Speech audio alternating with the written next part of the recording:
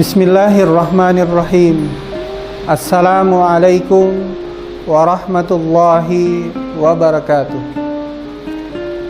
Alhamdulillah wa syukrulillah wa la hawla wa la quwwata illa billah.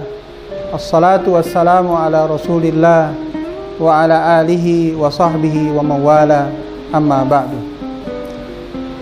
Para pemirsa sekalian yang dirahmati Allah Subhanahu wa ta'ala, Rasulullah Shallallahu Alaihi Wasallam memberikan pesan penting bagi kita. Dalam hadisnya, yatba'ul mayyita salas, ahluhu wa maluhu wa amaluhu. Yang mengikuti orang yang wafat, orang yang mati itu ada tiga. Ahluhu, keluarganya, wa maluhu, hartanya, wa amaluhu, dan amalnya.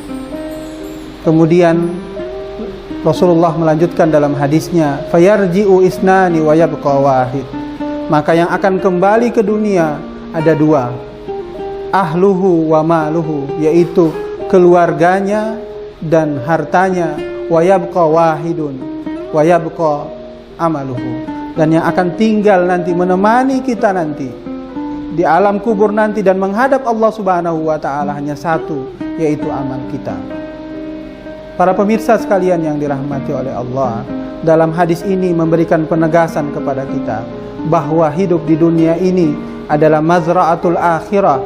Hidup di dunia ini adalah tempatnya kita menanam dan memetiknya di akhirat. Menanam dengan apa? Yaitu menanam dengan amal kebaikan kita. Maka Rasulullah Shallallahu Alaihi Wasallam memberikan teladan baik kepada kita dalam beramal. Salah satu hadis yang disampaikan oleh Rasulullah, inni la astaghfirullah wa atubu ilaihi fil yaumi aksara min sab'ina marrah. Sesungguhnya aku, kata Rasulullah, beristighfar dan memohon ampun kepada Allah dalam sehari itu lebih dari 70 kali. Para pemirsa sekalian yang dirahmati oleh Allah, para ahli tafsir ketika menafsirkan hadis ini menegaskan bahwa hadis ini bukan menjadi penegas bahwa Rasulullah pernah melakukan kemaksiatan atau pernah melakukan dosa. Akan tetapi hadis ini disampaikan dengan makna ta'liman li ummatihi, sebagai pelajaran bagi kita umatnya. Jika Rasulullah yang telah dijamin masuk surga masih mau beristighfar dan bertobat kepada Allah, maka bagaimana kita umatnya? Dan dicontohkan lagi oleh Rasulullah Shallallahu Alaihi Wasallam. Suatu ketika Rasulullah Shallallahu Alaihi Wasallam sholat malam di rumah Aisyah radhiyallahu anha ummul mukminin, dan Aisyah radhiyallahu anha ummul mukminin menanti Rasulullah kapan selesainya sholat malam.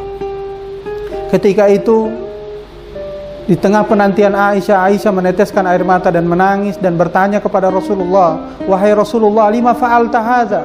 Wahai Rasulullah, mengapa engkau lakukan ini? Wahai Rasulullah, begitu lama engkau sholat ya Rasulullah. Apa jawab Rasulullah? Afala uhibbu an akuna abdan syakura. Wahai istriku, apakah engkau tidak ingin aku menjadi hamba yang pandai bersyukur akan nikmat yang dianugerahkan kepadaku? Para hadirin pemirsa sekalian yang dirahmati oleh Allah, Rasulullah Shallallahu Alaihi Wasallam telah memberikan contoh kepada kita dengan memperbanyak amal.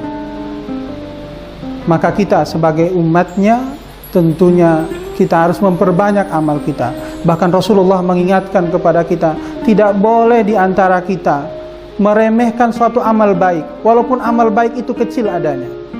Kata Rasulullah dalam hadisnya, la tahkiranna bil ma'rufi syai'an walau an talqa akhaka biwajhin taliq. Tidak boleh di antara kita meremehkan suatu kebaikan, walaupun hanya dengan ketika bertemu dengan saudara kita, kita senyum saja kepada saudara kita.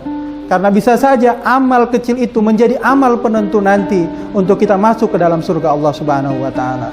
Para jamaah sekalian, para hadirin pemirsa sekalian yang dirahmati oleh Allah, mari kita perbanyak amal kebaikan kita, terutama di bulan Ramadan ini yang dilipat gandakan oleh Allah Subhanahu wa ta'ala pahala kita, agar kita nanti berhak dan pantas dimasukkan ke dalam surga Allah Subhanahu wa ta'ala. Mudah-mudahan Allah Subhanahu wa ta'ala memberikan keberkahan kepada kita sekalian. Sekian dulu, syukran. Wassalamualaikum warahmatullahi wabarakatuh.